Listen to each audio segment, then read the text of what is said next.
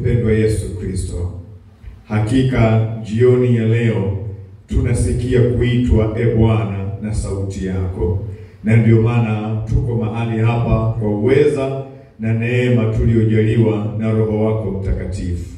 Baba, tunaomba ukazungumze na sisi Bwana, na ukatumbukize wazo lako kwenye mioyo yetu, ili wazo lako liweze kutawala fikra zetu, maisha yetu, mienendo yetu na utumishi wetu Bwana, katika jina la Yesu Kristo aliye hai.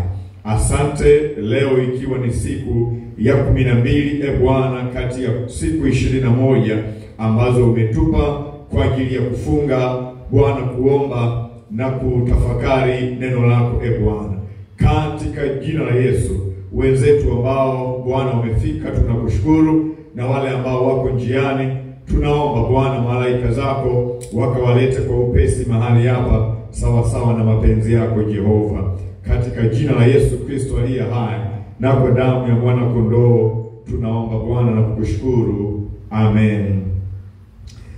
Basi tunamshukuru Mungu kwa neema yake kwamba leo ni siku ya 12 ya mfungo wetu, na neema ambayo Mungu ametupa kuketi mbele zake na kusikia kutoka kwake. Semina yetu imebebwa na kichwa chenye maneno yanayosema, je, mawazo ya Mungu ni mawazo yako?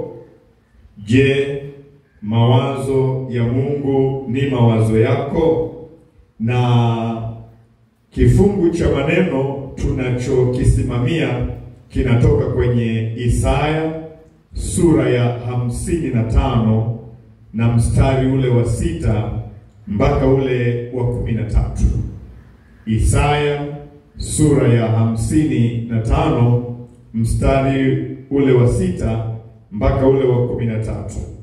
Na mimi leo nitakusomea mistari 4 ya mwisho. Kuanzia ule mstari wa 10, Biblia inasema hivyo, 10 mpaka wa 13. Nasema, maana kama vile mvua ishukavyo na theluji kutoka mbinguni, wala hairudi huko, bali huinywesha ardhi na kuizalisha na kuichipuza, ikampa mtu apandaye mbegu na mtu alaye chakula, ndivyo litakavyokuwa neno langu litokalo katika kinywa changu. Halitanirudia bure, bali litatimiza mapenzi yangu, nalo litafanikiwa katika mambo yale niliyolituma. Maana mtatoka kwa furaha, mtaongozwa kwa amani. Mbele yenu milima na vilima vitatoa nyimbo, na miti yote ya kondeni itapiga makofi. Badala ya michongoma utamea msunobari, na badala ya mbigili mhadesi. Jambo hili litakuwa la kumpatia Bwana jina, litakuwa ishara ya milele isiyokatiliwa mbali.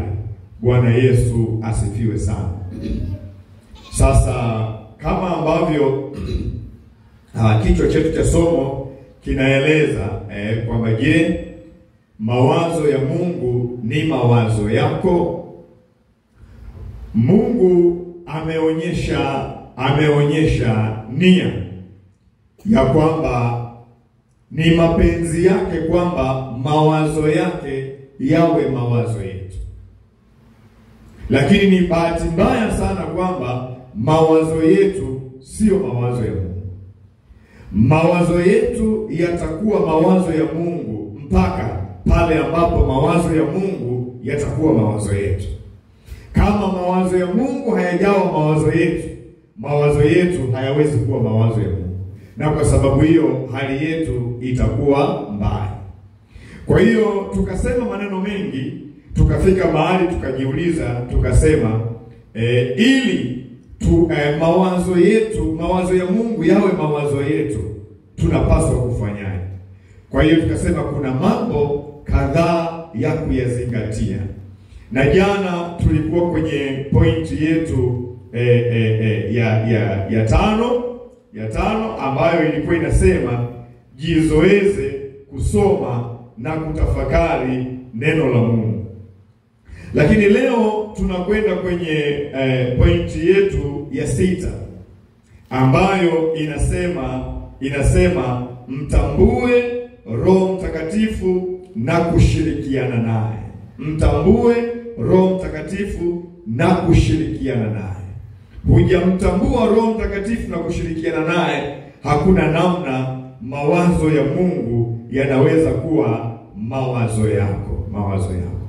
Sasa nirudi nyuma kidogo ili nipate kasi ya kwenda mbele. Jana tulizungumza kwa habari ya neno la Mungu kama mvua, na neno la Mungu kama theluji. Neno la Mungu kama mvua tulisema ni ujumbe uliotumwa kwa wakati huu. Lakini neno la Mungu kama theluji ni mkakati wa Mungu kwa msimu ujao. Ni neno la Mungu linalokuja kimkakati kutengeneza mambo ya msimu wa mbele. Sasa pointi yetu ya 6 leo inavyosema mtambue Roho Mtakatifu na kushirikiana naye. Unaweza ukaniuliza, mchungaji, Roho Mtakatifu anakuja kujaje hapa? Anaingia vipi? Nikwambie tu namna hii kwamba dhana ya mvua katika Biblia mara nyingi hubeba picha ya utendaji wa Mungu ikihusianisha na kazi ya Roho Mtakatifu. Dhana ya mvua katika Biblia mara nyingi hubeba picha ya utendaji wa Mungu ikihusianisha na kazi ya Roho Mtakatifu. Mvua inahusishwa na kazi ya Roho Mtakatifu kwa sababu mvua ikishuka inahuisha, na Roho Mtakatifu ndio anayehuisha na kutia uzima roho zetu na nafsi zetu. Mvua ikishuka inaleta uhai. Unaona mimea inachipua, majani yanachipua mahali ambapo kutegemea, na Roho Mtakatifu hali kadhalika akishuka anatengeneza uhai kwenye roho ya mtu, anatengeneza uhai kwenye roho ya mtu. Lakini pia mvua inashuka kutoka juu, na Roho Mtakatifu siku zote anashuka kutoka juu, kutoka kwa Mungu aliye hai. Sasa ukiangalia kwenye kitabu cha Joel sura ya 2 na mstari ule wa 23, alafu tutaenda ule 28 na 29. Joel sura ya 2 mstari wa 23, alafu tutaruka kwenda ule wa 28 na 29. Biblia inasema namna hii, mstari wa 23, sura ya 2 kitabu cha Joel. Anasema, furahini basi enyi wana wa Sayuni, mfurahie Bwana Mungu wenu, kwa kuwa yeye huwapa ninyi mvua ya masika kwa kipimo cha haki, naye huwanyeshea mvua ya masika na mvua ya vuli kama kwanza. Tuko pamoja? Twende 28, anasema na 29, hata itakuwa baada ya hayo ya kwamba nitamimina roho yangu juu ya wote wenye mwili, na wana wenu waume kwa wake watatabiri, wazee wenu wataota ndoto, na vijana wenu wataona maono. Tena juu ya watumishi wenu wanaume kwa wanawake katika siku zile nitamimina roho yangu. Glory be to God. Kwa hiyo unaweza ukaona nabii Yoeli anatabiri na kuambia watu wafurahi, washangilie, kwa sababu Mungu anakwenda kuachilia mvua za vuli na mvua za masika ambazo zitasababisha kuwe na mavuno, ambazo zitasababisha kuwe na matokeo, ambazo zitaondoa ukame, mvua zitakazoleta uhai. Lakini mstari wa 28 na 29 ni tafsiri ya mstari wa 23 kuja huku mbele kidogo, ni tafsiri yake. Kwa sababu ukame, ile mvua kwa jinsi ya mwili ndiyo Roho Mtakatifu kama mvua kwa jinsi ya rohoni, kwa sababu yeye akishuka anachipuza ndoto na maono kwa vijana na wazee, anaondoa ukame, anaondoa hali ya watu kuto kumjua Mungu. Ndio maana anasema nitamimina Roho wangu juu ya watoto wenu wa kike na wa kiume, huo mstari wa 28 sawa 28. Hata itakuwa baada ya hayo ya kwamba nitamimina Roho yangu, atamshusha Roho kutoka mbinguni kama mvua. Kwa kusudi gani? Kwa ajili ya kuchipusha vitu ambavyo Mungu amevikusudia. Maandiko hayo ndugu zangu yamewekwa kwa pamoja, 23 kuja mpaka 28 yamewekwa kwa pamoja, yakionyesha mvua ya kimwili kama mfano wa kumiminwa kwa Roho. Mvua ya kimwili kama mfano wa kumiminwa kwa Roho. Mvua za vuli na mvua za masika zinatumika kama picha ya urejesho, kama picha ya baraka, kama picha ya uhai mpya, kama picha ya majira ya Mungu aliye hai. Mvua ya vuli ni kazi ya Roho Mtakatifu ya mwanzo, kama tunavyofahamu maana ya mvua za vuli. Mvua za vuli ni kazi ya Roho Mtakatifu ya mwanzo, kwa maana kazi ya kumfanya mtu atubu, kazi ya kumfanya mtu azaliwe upya, kazi ya kuleta kuamshwa, mwanzo wa safari ya kiroho. Hizi ni mvua za vuli, ni kazi ya mwanzo inayofanywa na Roho Mtakatifu. Huwezi kusikia toba isipokuwa Roho Mtakatifu amehusika, ameachilia mvua za vuli za kufanya maandalizi ya toba, za kukufanya uweze kuzaliwa upya.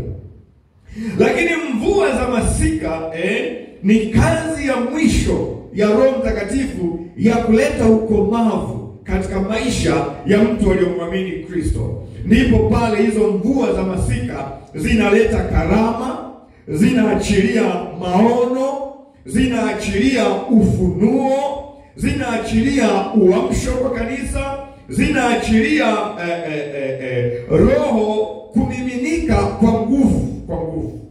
Ndio maana ni muhimu sana kumuomba Mungu aachilie mvua za vuli na mvua za masika, kwa maana ya kwamba amimine Roho wake pasipo kipimo, ili aweze kuwashawishi watu kutubu dhambi zao na kumwamini Yesu Kristo.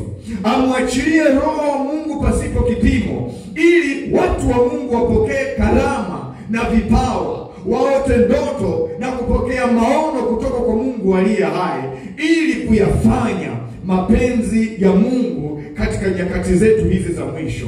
Hatuna maono kutoka kwa Roho Mtakatifu, hatuwezi kumfanyia Mungu chochote katika nyakati zetu za mwisho. Na yeye ndio maana anasema katika siku za mwisho nitamimina Roho wangu, atamwaga kama mvua inavyoshuka. Glory be to God. Na kwa sababu hiyo hakutakuwa na zuio la vijana kuona maono na wazee kuota ndoto. Ni kama mvua inavyoshuka namna hii. Ikishuka hakuna kitu kinachozuia mimea kuchipuka. Hakuna. Bwana Yesu asifiwe sana. Na ndio maana Petro anakamilisha maneno haya anathibitisha unabii huu wa Yoel kwenye ile Matendo ya Mitume sura ya 2 mstari ule wa 16 mpaka wa 21. Anasema hivi, Matendo ya Mitume sura ya 2 mstari wa 16 kuendelea pale chini, anasema, lakini jambo hili ni lile lililonenwa kwa kinywa cha nabii Yoel, itakuwa siku za mwisho, asema Mungu, nitawamwagia watu wote roho yangu, na wana wenu na binti zenu watatabiri, na vijana wenu wataona maono, na wazee wenu wataota ndoto. Naam, na siku zile nitawamwagia watumishi wangu wanaume na wanawake roho yangu, nao watatabiri. Watatabiri. Nami nitatoa ajabu katika mbingu juu na ishara katika nchi chini, damu na moto na mvuke wa moshi. Jua litageuka kuwa giza na mwezi kuwa damu, kabla ya kuja ile siku ya Bwana iliyo kuu na iliyo dhahiri. Na itakuwa kila atakayeliitia jina la Bwana ataokolewa. Glory be to God. Bwana Yesu asifiwe. Hakuna namna utakavyopokea mawazo ya Mungu aliye hai kama huna ushirika na Roho Mtakatifu. Ndio maana pointi yetu ya 6 tumesema, ili upokee mawazo ya Mungu yawe mawazo yako, ni lazima umtambue Roho Mtakatifu na kuwa na ushirika naye. Sasa hapo nilikuwa na kuwekea connection ili uone kwamba kwa nini Roho Mtakatifu amehusika hapa. Nilikuwa na kutengenezea hiyo connection uone kazi yake Roho Mtakatifu katika kuleta mawazo ya Mungu yawe mawazo yetu. Glory be to God.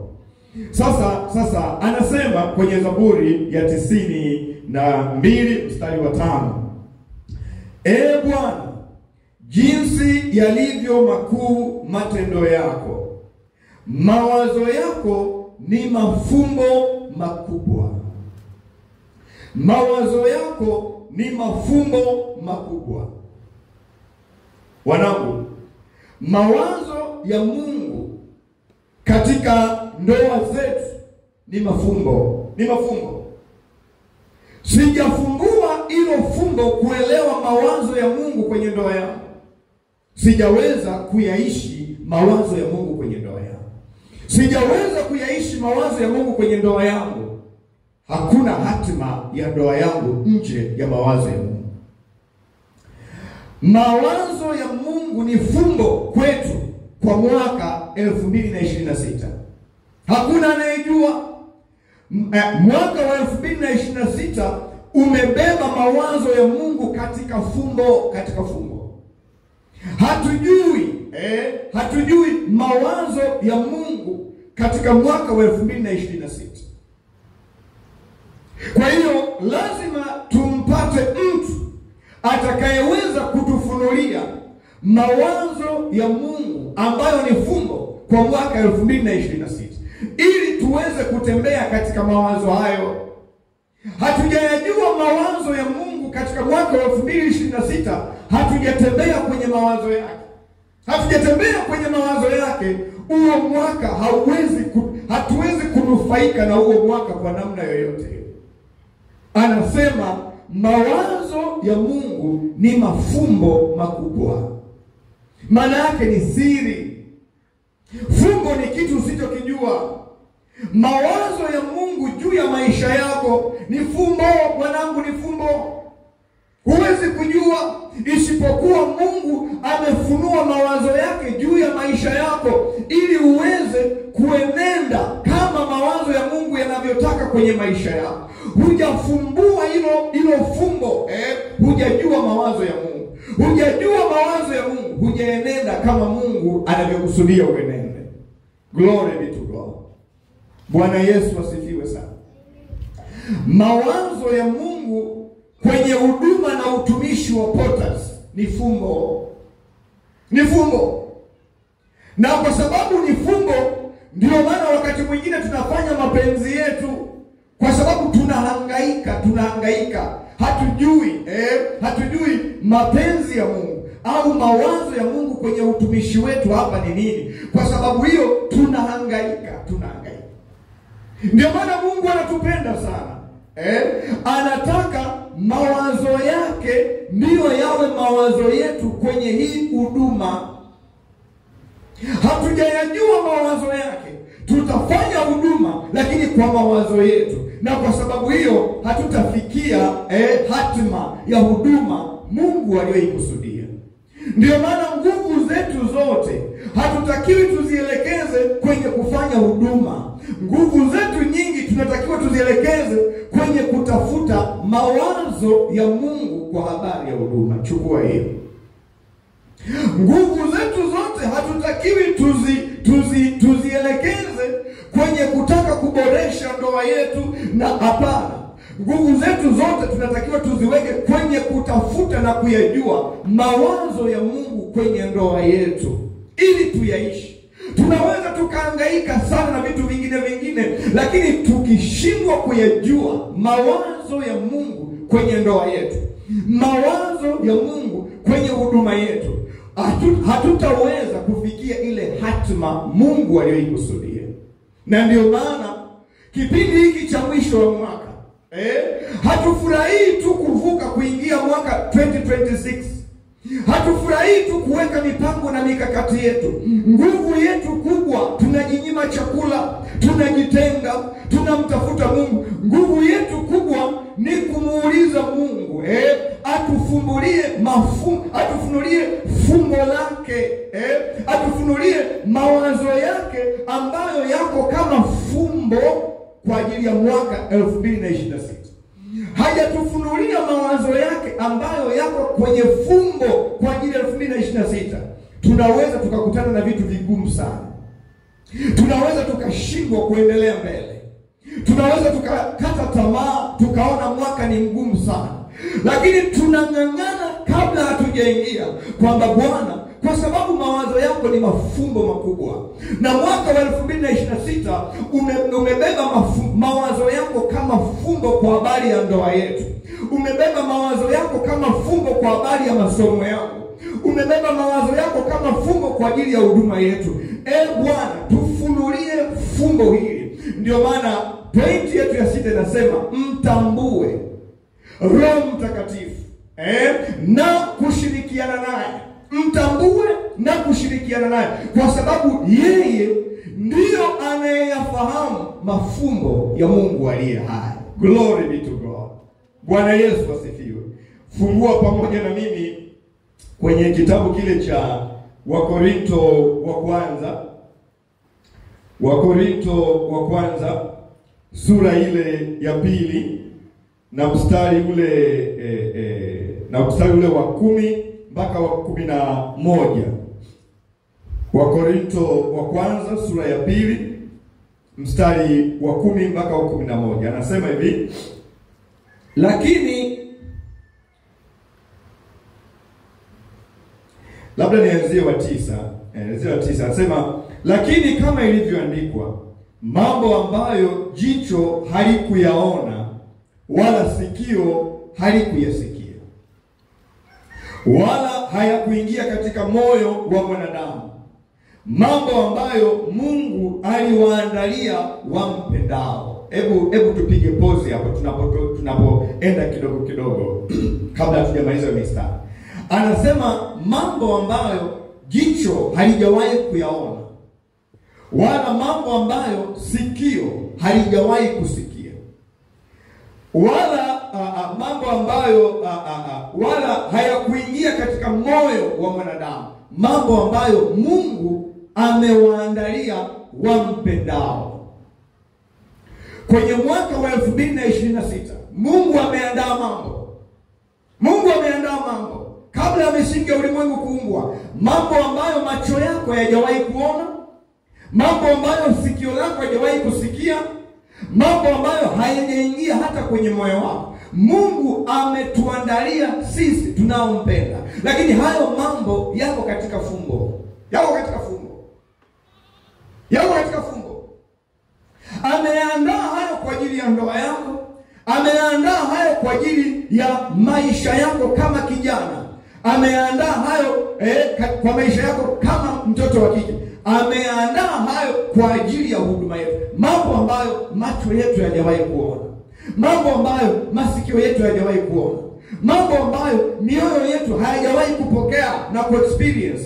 Mambo ambayo Mungu ametuandalia sisi tunaompenda sisi, lakini yako katika fumbo. Ni mambo mazuri, yako katika fumbo.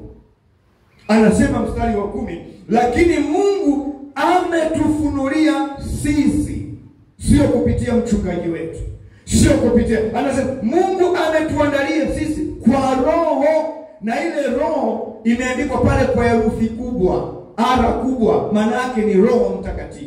Ukiona siku zote kwenye Biblia R kubwa inazungumzia Roho Mtakatifu, na R ndogo itazungumzia roho yako wewe kama mwanadamu. Kwa hiyo anasema lakini Mungu ametufunulia sisi kwa Roho, maana Roho huchunguza yote, hata mafumbo ya Mungu. Kumbuka tulisoma kwenye Zaburi 92:5, anasema mawazo ya Mungu ni mafumbo makubwa. Mawazo ya Mungu kwa habari ya ndoa zetu ni mafumbo makubwa. Mawazo ya Mungu kwa habari ya huduma yetu ni mafumbo makubwa. Kwenye Wakorintho wa kwanza 2:10 anasema lakini Mungu anatufunulia sisi hayo mafumbo makubwa kwa Roho. Kwa nini? Maana Roho huchunguza yote, hata mafumbo ya Mungu. Glory be to God. Maana ni nani katika mwanadamu ayajuaye mambo ya binadamu ila roho ya binadamu iliyo ndani yake? Vivyo hivyo na mambo ya Mungu hakuna ayafahamuye isipokuwa Roho wa Mungu. Anajaribu kutujengea ushawishi. Mimi sasa hivi sijui mambo yaliyo kwenye roho yako yanayoendelea. Mimi sijui. Lakini roho yako inafahamu unachowaza, ulichokusudia. Anasema ni nani awezaye kufahamu mambo ya kwenye roho ya mtu isipokuwa roho ya mtu mwenyewe? Na ni nani anayeweza kufahamu mawazo ya Mungu, mafumbo ya Mungu isipokuwa Roho wa Mungu, ambaye ndiye anayechunguza mafumbo ya Mungu kwa ajili ya ndoa yangu. Roho anayechunguza mafumbo ya Mungu kwa ajili ya utumishi aliyonipatia.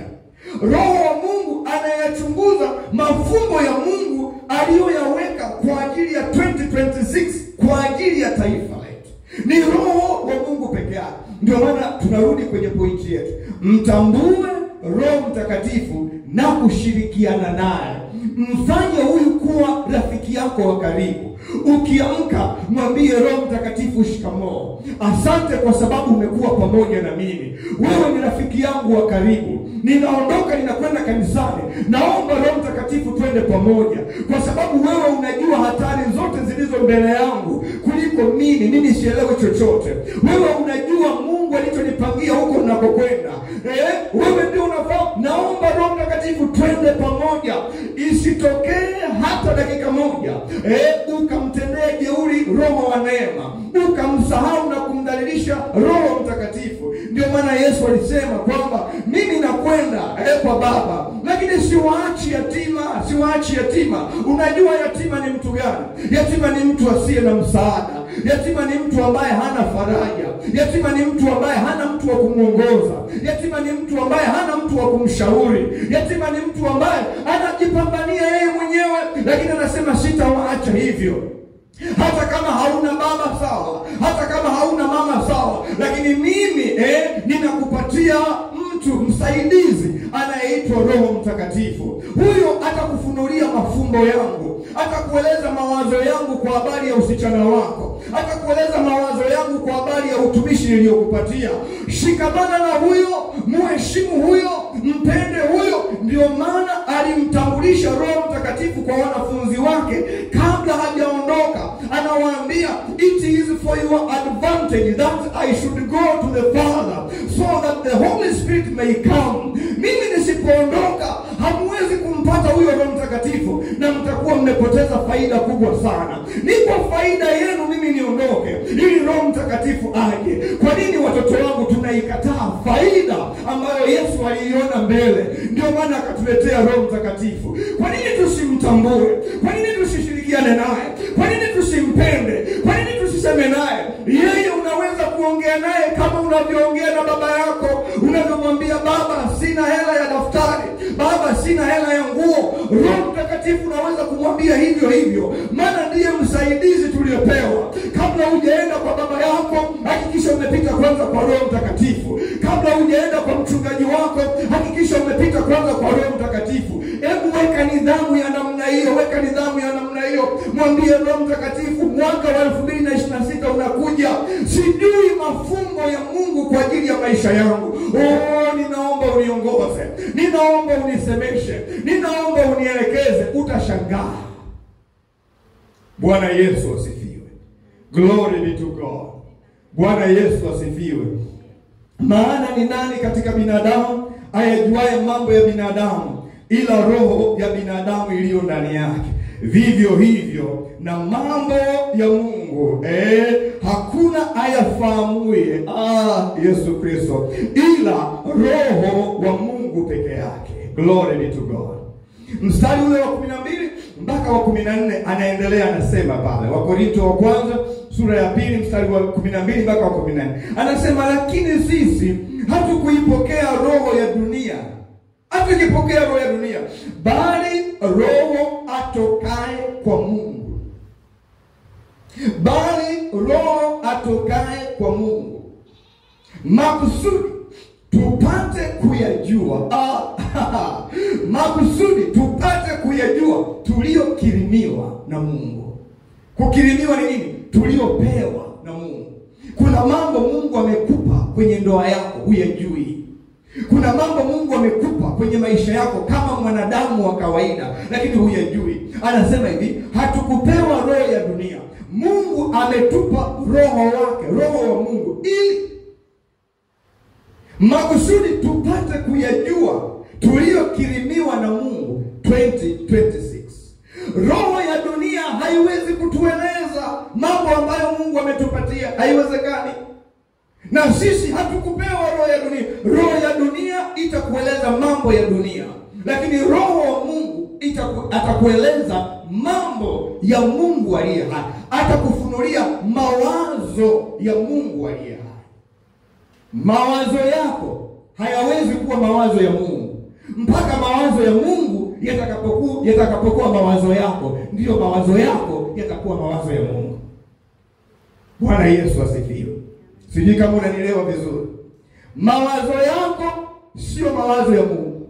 Ni mpaka mawazo ya Mungu yatakapokuwa mawazo yako, ndipo mawazo yako yatakuwa mawazo ya Mungu, na ndipo utakapoweza kutembea na Mungu. Kazi hiyo anaifanya Roho Mtakatifu. Glory be to God. Roho Mtakatifu anatupa tafsiri na kuelewa wazo la Mungu. Wazo la Mungu Biblia inaita mambo ya rohoni. Anatutafsiria mambo ya rohoni kwa jinsi ya rohoni. Sasa hapa kuwa mwangalifu sana, kwa sababu na shetani huwa ameinua watumishi wake ambao wanatumia Biblia akifanya tafsiri potofu, alafu anakuambia haya ni mambo ya rohoni. Huwezi kuyaelewa hivi hivi, yanazungumzwa kwa jinsi ya rohoni na ni Roho wa Mungu. Kuwa makini, kuwa makini. Wanapita humu. Ndio maana shetani alitumia neno la Mungu kumtafsiria Eva tafsiri potofu. Tafsiri potofu.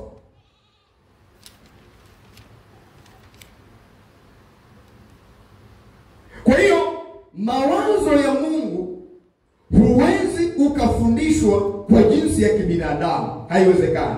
Ukafundishwa kwa jinsi ya kibinadamu ukayapokea, haiwezekani. Unahitaji mtu wa kutafsiria, naye anaitwa Roho Mtakatifu. Ndio maana unaweza ukamsikiliza mhubiri namna hii, alafu Roho Mtakatifu akakwambia hicho kinachohubiriwa sicho, sio tafsiri sahihi, unakataa saa hiyo hiyo. Ndio maana wenzetu kwenye Agano la Kale walipokuwa wanatoka Misri kuelekea Kanaani, Musa alikuwepo akiwaongoza, lakini bado kulikuwa na wingu lililowatangulia. Ili Musa akipotee njia, watu wanaangalia wingu, wanamwambia Musa, umepotoka, wingu linaelekea kulia, wewe umekwenda kushoto, twende namna hii. Ndio maana pamoja na kwamba mchungaji wako yupo, pamoja na kwamba nabii wako yupo, ndio maana Roho Mtakatifu yupo. Akipotoka yeye unamwambia mchungaji na kuheshimu, lakini hivi sivyo. Roho Mtakatifu anasema hivi, lakini sio hivi. Mwelekeo ni huu, lakini sio huu. Ndio maana kila mtu Mungu kampa Roho Mtakatifu. Ukipotea maana yake umekubali wewe mwenyewe, umekubali. Kila mtu Mungu kampa roho, kila mtu aliyemwamini Bwana Mungu kampa roho wa kumfanya apembue namna hii, achanganue, ajue nini cha kuchukua na nini cha kuacha. Bwana Yesu asifiwe. Huwezi kuelewa siri ya Mungu katika fungu la 10 mpaka wazo hili la Mungu limetafsiriwa kwako na Roho Mtakatifu.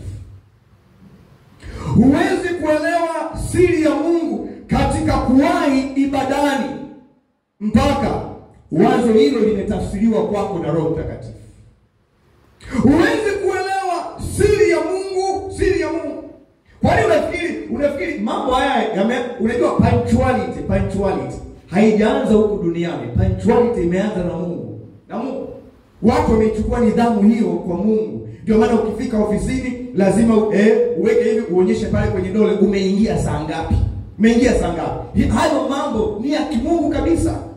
Lakini kwa sababu wazo la Mungu kwa habari ya punctuality halijapata tafsiri sahihi kwako, ndio maana husikii vibaya hata ukichelewa kwenye ibada, husikii vibaya wala ukimbizani. Kwa nini? Kwa sababu wazo la Mungu halijatafsiriwa kwako kwa habari ya punctuality, kwa habari ya nidhamu ya kuwahi unapokuwa na appointment na Mungu. Kwa sababu mambo hayo yaangalie tu. Haiwezekani rais ameandaa kikao alafu wewe uingie baada ya rais kuwa ameshaingia. Haiwezekani wanangu. Haya ni mambo tu ya kidunia. Haiwezekani. Yaani wote mtakisha kwamba mmeingia alafu rais ndio anafuata. Rais akishatangulia wewe unafuata. Yaani huna adabu. Unaweza kurudishwa huko. Unaweza kurudishwa huko. Kwa hiyo hii tafsiri ni mpaka Roho wa Bwana akikutafsiria ndani. Mimi nakwambia you will never be the same. You will never be the same. Huwezi ukabishana na mtu kwa habari ya utoaji au sijui sadaka fulani kama umepata tafsiri sahihi kutoka kwa Roho Mtakatifu. Huwezi kubishana na mtu. Wewe utaingia kwenye utekelezaji. Kwa sababu Roho Mtakatifu ndiye anayeyafumbua mawazo ya Mungu ambayo yako kama fungo. Kutoa fungu la 10 ni wazo la Mungu ambalo liko katika fumbo. Sio kila mtu anaelewa. Waliookoka na wasiookoka, sio kila mtu anaelewa. Ni mpaka hilo fumbo limefunguliwa kwako, limetafsiriwa na Roho Mtakatifu, ndipo utajua kwamba kila unapopata kipato chako, mtu wa kwanza kumheshimu ni Mungu aliye hai. Haijalishi una mahitaji mengi kiasi gani, haijalishi. Lakini kuwa na mahitaji mengi sio sababu ya kumvunjia Mungu heshima. Heshima ya Mungu inabaki pale pale. Bwana Yesu asifiwe. Sasa hiyo nidhamu ya namna hiyo inakuja kwa sababu Roho Mtakatifu amelifunua wazo la Mungu ndani yako. Ameyatafsiri mambo ya roho kwa jinsi ya rohoni.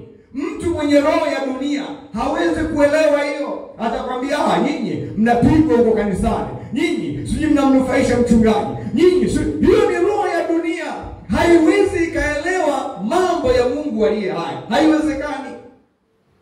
Kwa hiyo mtu wa namna hiyo usipoteze naye muda, kwa sababu mko kwenye viwango tofauti. Wewe una roho wa Mungu, yeye ana roho wa dunia. Hata kaa akuelewe. wala wewe unamuelewa yeye, lakini yeye hawezi kukuelewa wewe. Biblia inasema hivi, sisi tulio wa rohoni tunawaelewa wao, kwamba wamepotoka, wameharibika, lakini wao hawawezi kutuelewa sisi, kwa sababu Roho wa Mungu tuliye naye yuko juu ya yote. Ndio maana tukiangalia mambo ya dunia tunasema haya yatatuharibu, tunaachana nayo. Tukiangalia mambo ya Mungu tunasema haya ni ya kushikamana nayo. Kwa hiyo tunayaelewa ya Mungu na ya dunia. Wenzetu wanaelewa ya dunia tu, lakini ya Mungu hawayaelewi. Mstari wa 13 anasema, nayo twayanena si kwa maneno yanayofundishwa kwa hekima ya binadamu, bali yanayofundishwa na Roho, tukiyafasiri mambo ya rohoni kwa maneno ya rohoni. Mstari wa 14, basi mwanadamu wa tabia ya asili hayapokei mambo. Anaposema mambo maana yake nini? Mawazo. Hayapokei mambo, hayapokei mawazo ya Roho wa Mungu, maana kwake huyo ni upuuzi, wala hawezi kuyafahamu, kwa kuwa yatambulikana kwa jinsi ya rohoni, kwa jinsi ya rohoni kwa jinsi ya rohoni. Sasa ukiangalia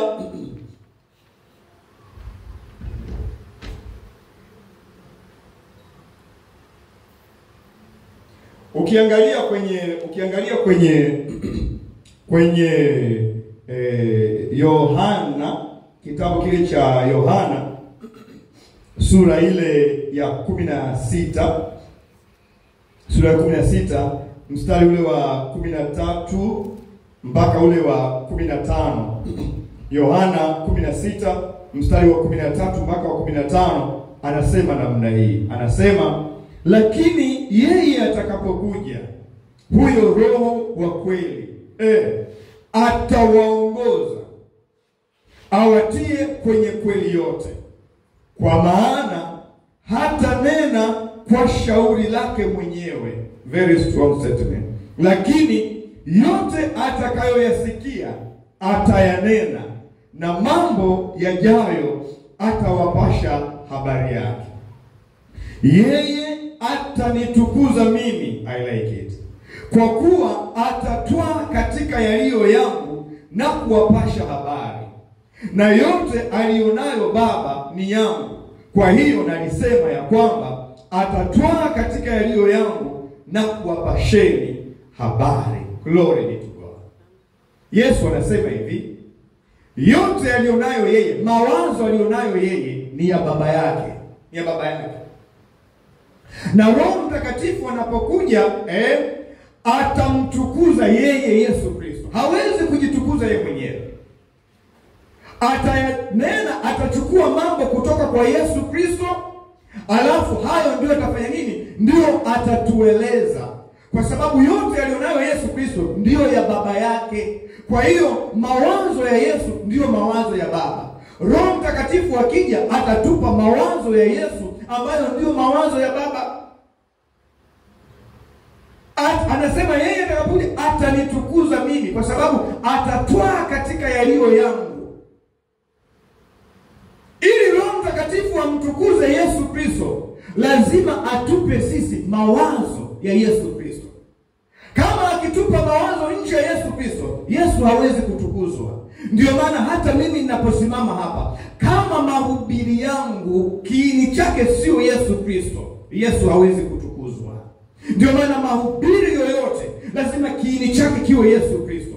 Ni atwae yaliyo ya Yesu Kristo, ni afunue kwa msaada wa Roho Mtakatifu, watu wamuone Yesu, watu wampende Yesu, watu wamheshimu Yesu, watu wamkimbilie Yesu, wamfuate Yesu na sio mimi. Nikihubiri mahubiri ya kuniinua mimi, ya kunifanya mnione mimi, ya kunifanya mnipende mimi, yani nimeshindwa kutimiza wajibu wangu. Nimeshindwa kujiweka chini ya Roho Mtakatifu ili awape mawazo ya Yesu Kristo. Ndio maana Yesu anasema kwamba lakini yeye atakapokuja huyo Roho wa kweli moja, atawaongoza, lakini mbili, atawatia kwenye kweli yote.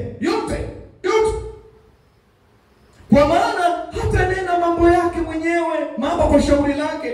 Leo hii tunakaa kwenye madhabahu, tunahubiri mambo yetu tu, tunahubiri vitu vyetu tu. Biblia inasema Roho Mtakatifu hata nena kwa shauri lake. Na kama tutamtambua Roho Mtakatifu na kushirikiana naye siku zote, hatutanena mambo yetu.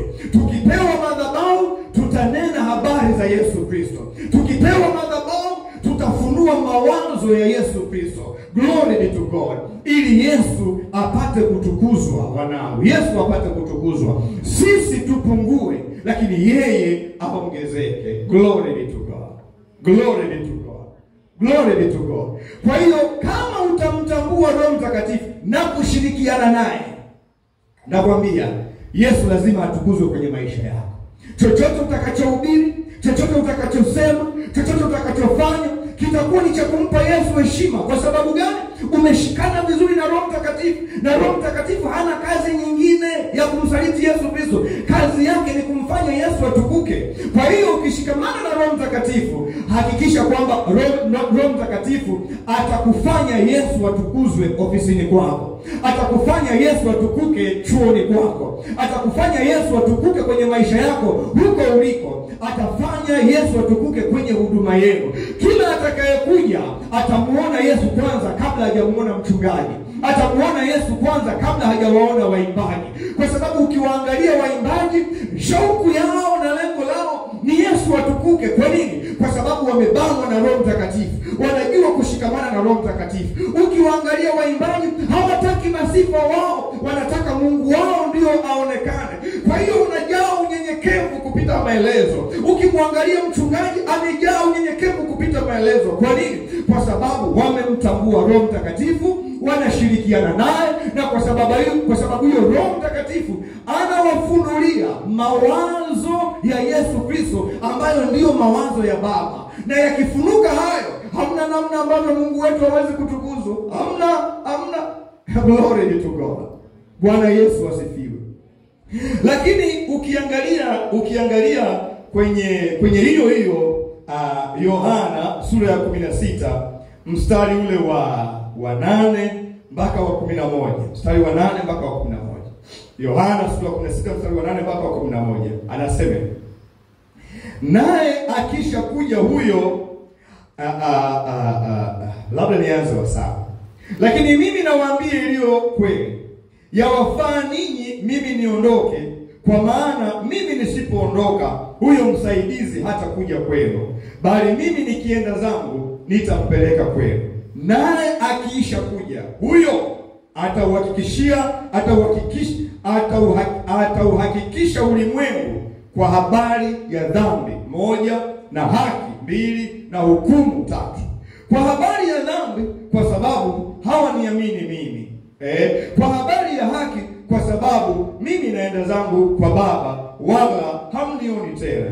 Kwa habari ya hukumu, kwa sababu yule mkuu wa ulimwengu huu amekwisha kuhukumiwa. Wanangu, mawazo ya Mungu kwa habari ya dhambi ni fumbo. Na ndio maana anasema Roho Mtakatifu atakapokuja ataushuhudia ulimwengu kwa habari ya dhambi. Maana yake atatupa sisi mawazo ya Mungu kwa habari ya dhambi, jinsi ambavyo Mungu anaiona dhambi katika uzito ule. Ndio Roho Mtakatifu atatushuhudia. Tutaona uzito wa dhambi kama Mungu anavyoona uzito wake. Tutaona kina cha ubaya wa dhambi kama Mungu anavyoona kwenye mawazo yake. Ndiyo maana kutokujutia, kutubu na kuacha dhambi zako ni kwa sababu ya ukosefu wa ushuhuda wa Roho Mtakatifu kwa habari ya dhambi. Roho Mtakatifu akikushuhudia kwa habari ya dhambi, mimi nakwambia huhitaji mtu mwingine yoyote, kwa sababu atakuonyesha kina cha ubaya wa dhambi. Atakuonyesha jinsi ambavyo dhambi inamhuzunisha Mungu wetu. Atakuonyesha jinsi ambavyo Yesu alivyogharamika pale damu yake akamwaga kwa ajili ya dhambi. Atakuonyesha ubaya na madhara. Kwa hiyo atakushuhudia ndani ubaya, madhara, kwa kina, kwa upana, kwa marefu atakushuhudia. Ukiona kwamba unaambiwa kitu kile kile, hubadiliki, unakwenda hivyo, huzuniki, unafanya mambo mao ujue bado umekosa ushuhuda wa Roho Mtakatifu. Kwa hiyo moja kati ya maombi yetu ni kumuomba Roho Mtakatifu kwamba Roho Mtakatifu mshuhudie fulani kwa habari ya dhambi. Nishuhudie mimi mwenyewe kwa habari ya dhambi. Nijue vile ambavyo wewe unajua dhambi ilivyo mbaya. Kama siwezi kuwa na mawazo ya Mungu kujua ubaya wa dhambi kama Mungu anavyojua, nitasema tu siku zote sinafanya tu dhambi alafu natubu, alafu Mungu ananisamehe, maisha yanaendelea. Swala sio kutokusamehewa au kusamehewa wanangu. Swala ni kwamba dhambi ikija inatengeneza uharibifu wa tabia, wa kimahusiano, wa kihatima, inaleta uharibifu mkubwa sana. Tunamhitaji Roho Mtakatifu peke yake aweze kutufunulia fumbo la mawazo ya Mungu kwa habari ya dhambi. Akitufunulia namna hii, hakuna namna tunaweza tukacheza na dhambi. Hakuna. Lakini kwa nini tunacheza na dhambi? Ni kwa sababu hatujapata ushuhuda wa Roho Mtakatifu kwa habari ya dhambi. Anasema yeye atakapokuja ataushuhudia ulimwengu. Maana atauambia ulimwengu jinsi ambavyo dhambi ilivyo mbaya na madhara yake, katika hali ambayo watu wataelewa. Na wakishaelewa, watatoka huko watamwamini Yesu Kristo. Kwa nini unasema umemwamini Yesu Kristo na bado unaishi maisha ya dhambi? Ni kwa sababu kiwango chako cha kuelewa ubaya wa dhambi bado ni kidogo sana. Unahitaji ushuhuda wa Roho Mtakatifu. Kwa hiyo maombi yako na maombi yangu ni kwamba Roho Mtakatifu, inawezekana nacheza na moto bila kujua kwamba utaniunguza. Nacheza na moto bila kujua kwamba utaniunguza.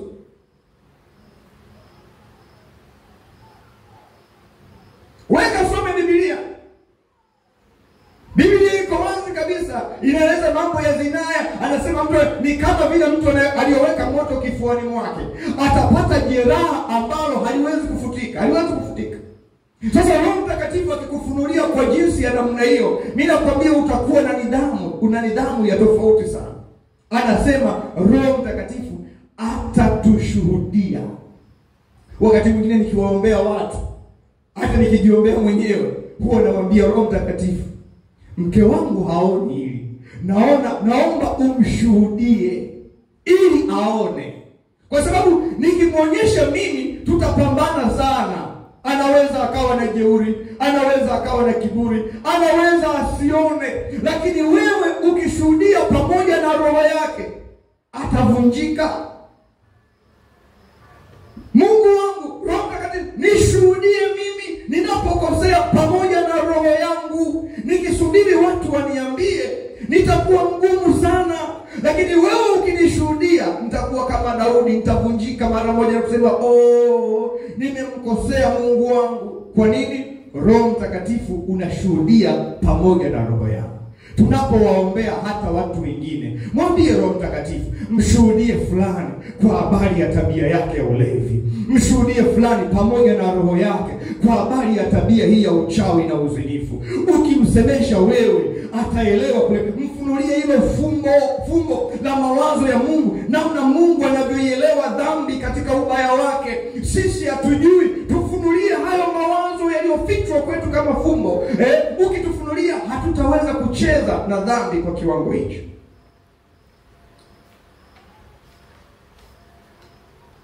Lakini